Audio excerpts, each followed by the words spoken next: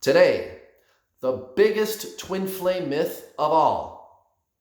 And I'm going to tell you exactly what that is right now, or maybe in about 20 seconds. I just want to preface by saying this, because it could be considered rather controversial, what I'm calling the biggest twin flame myth. When you truly understand the underlying reasons for why I'm saying this is the biggest twin flame myth, you can actually cause this person to come in to be with you. If they've got you blocked, they'll unblock you. If they were rejecting you, they'll start chasing you for a change. Okay? You're embracing your spiritual ascension instead of the person, and they come in to be with you as a byproduct of that. You actually have to take your focus off the person and embrace your spiritual ascension. And when you do that, that's when the person does come in. Okay, so it's a paradox how it works. It works like the opposite of the way that you think it would. So here's the biggest myth. The biggest twin flame myth of all is that the purpose of meeting them was for you guys to be together. And that's not true. That's not the purpose of this. Okay, the purpose of meeting your twin flame is so that you can awaken spiritually. They trigger your spiritual awakening. And again, if you embrace your awakening, that's when they do come in to be with you. And you're not even focused on the person at all. It's the weirdest thing. And I should know that. You know, my twin flame is permanently in my life. I've coached over 3,000 students. I'm the world's leading twin flame coach. And guys, here's the thing. With that many students that I've coached, I can tell you what people really do. Maybe like half the time, my student, they will choose their twin flame. They will. You know, I coach a person and their twin flame always comes back to talk to them again. And, you know, maybe about half the time they do choose their twin flame. That is true. But the rest of the people, you know, they could pick a soulmate. They pick somebody else to be with. And that's totally fine. You don't have to be with your twin flame. You might actually like a soulmate better. Okay, and there's good reasons for that. And if you want to know the reasons why you personally might enjoy a soulmate better than your twin flame, you could go watch my video called What Is It Like to Be With Your Twin Flame? I can tell you from personal experience what it's like to be with them. And other people, they don't want to be with anybody. They just want to be by themselves. They don't want their twin flame. They don't want a soulmate. They just kind of want to go straight Yoda style, right? Yoda, right? They just want to do that. And that's fine too, okay? But everybody, no matter what they pick, they all understand the same thing, that this is your spiritual journey. It's not about being with the other person, guys. And again, if you embrace that, that's when they come back in to be with you. Now, let me break this down a little bit for you, and I'll explain why it is like that, because I want you to understand the underlying reason for why it is like that. So, if you're focusing on this other person and you're saying, oh, being with that person is the goal of meeting them, that's exactly what's pushing them away energetically. Okay, and here's why. There's two kind of reasons, or two kind of like ways to explain it.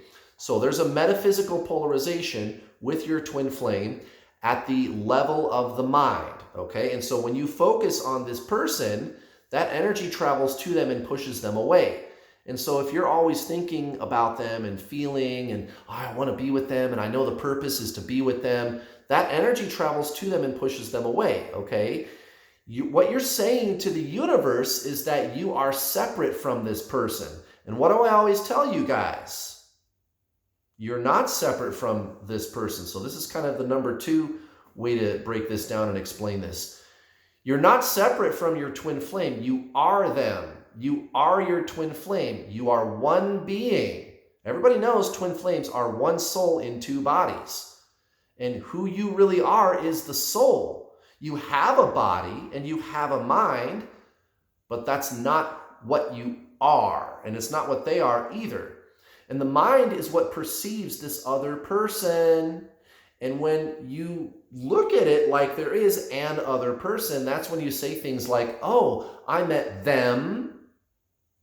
And I know the purpose of meeting them is so that we can be together, right? So there's me and there's the other, and we're going to be together. And what I'm telling you is you have to get out of the separation consciousness of the mind, get out of the duality of the mind, and go in here where your soul is, which is where you already are one with them.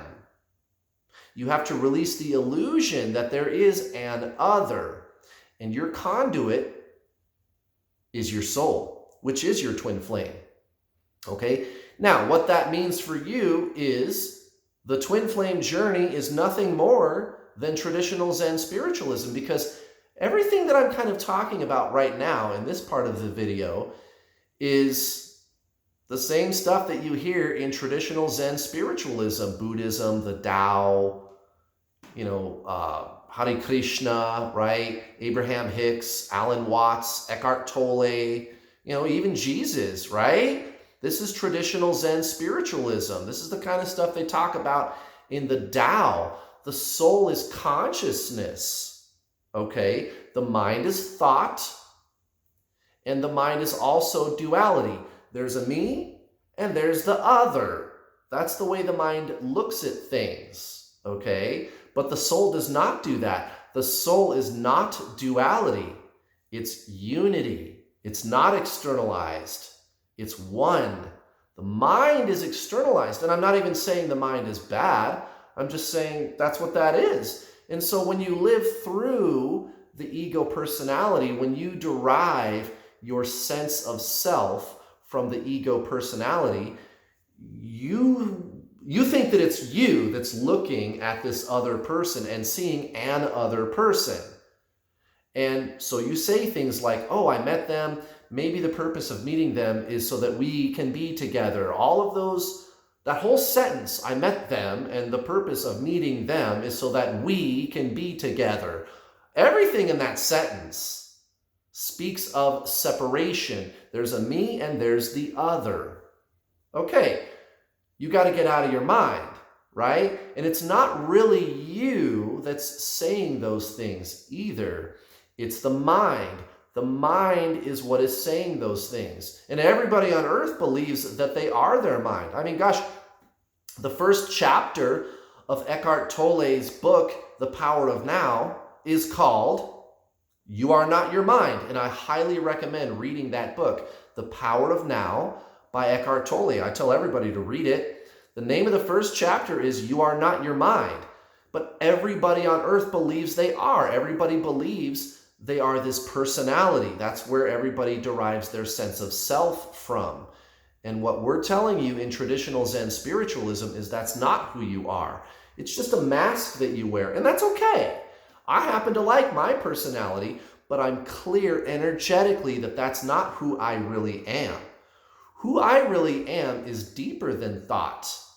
I am the being. I am the conscious being, the very awareness.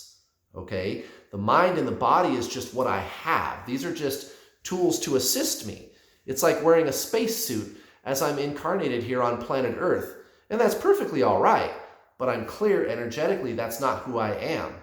Okay, so the mind is what focuses on this other person, not you. You are just consciousness. The mind is external to you.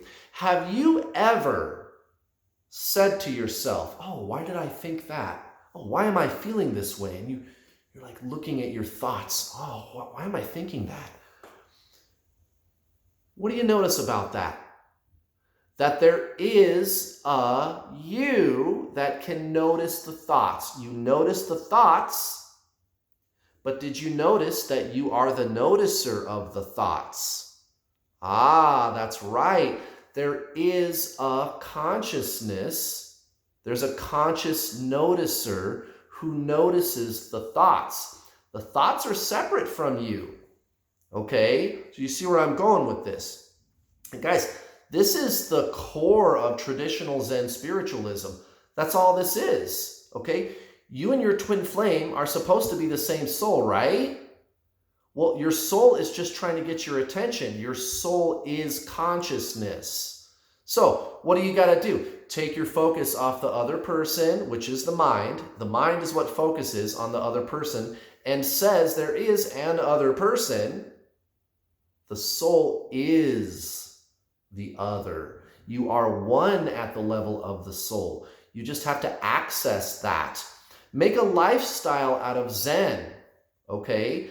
That's the purpose of this. And here's the thing, guys. If you embrace traditional Zen spiritualism and you put that into practice in your life every day, number one, you're not going to be focused on the person by the very nature of practicing traditional Zen spiritualism. Number two, that twin flame person, they're going to unblock you and start chasing you so fast, it'll make your fucking head spin.